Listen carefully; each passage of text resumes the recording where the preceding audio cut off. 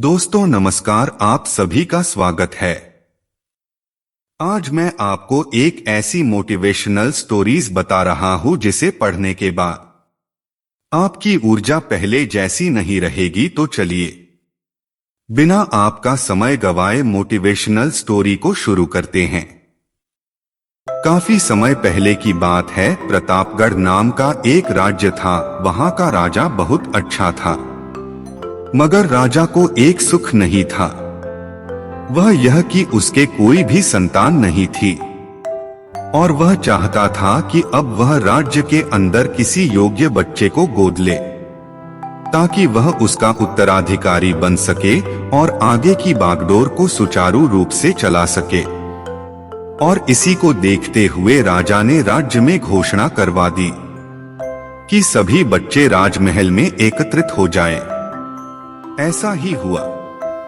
राजा ने सभी बच्चों को पौधे लगाने के लिए भिन्न भिन्न प्रकार के बीज दिए और कहा कि अब हम 6 महीने बाद मिलेंगे और देखेंगे कि किसका पौधा सबसे अच्छा होगा।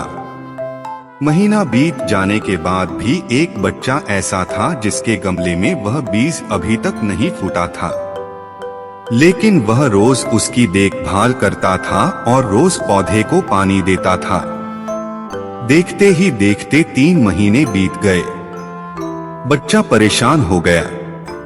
तभी उसकी माँ ने कहा कि बेटा धैर्य रखो, कुछ बीजों को फलने में ज्यादा वक्त लगता है। और वह पौधे को सींचता रहा।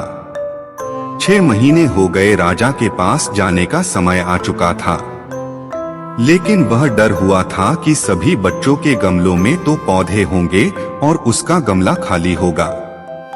लेकिन वह बच्चा ईमानदार था और सारे बच्चे राजमहल में आ चुके थे। कुछ बच्चे जोश से भरे हुए थे क्योंकि उनके अंदर राज्य का उत्तराधिकारी बनने की प्रबल लालसा थी। अब राजा ने आदेश दिया, सभी बच्चे अपने अपने गमले दिखाने लगे। मगर एक बच्चा सहमा हुआ था क्योंकि उसका गमला खाली था। तभी राजा की नजर उस गमले पर गई। उसने पूछा, तुम्हारा गमला तो खाली है। तो उसने कहा, लेकिन मैंने इस गमले की 6 महीने तक देखभाल की है। राजा उसकी ईमानदारी से खुश था कि उसका गमला खाली है, फिर भी वह हिम्मत करके यहाँ आ तो गया।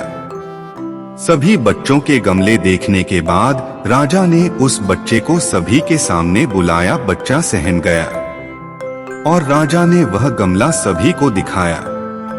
सभी बच्चे जोर से हंसने लगे। राजा ने कहा, शांत हो जाइए, इतने खुश मत होइए। आप सभी के पास जो पौधे हैं वो सब बंजर है। आप चाहे कितनी भी मेहनत कर ले, उनसे कुछ नहीं निकलेगा। लेकिन असली बीज यही था। राजा उसकी ईमानदारी से बेहद खुश हुआ और उस बच्चे को राज्य का उत्तराधिकारी बना दिया गया। लेकिन हमें इस कहानी से क्या सीखने को मिला? मेरे हिसाब से अपने अंदर ईमानदारी का होना बहुत जरूरी है।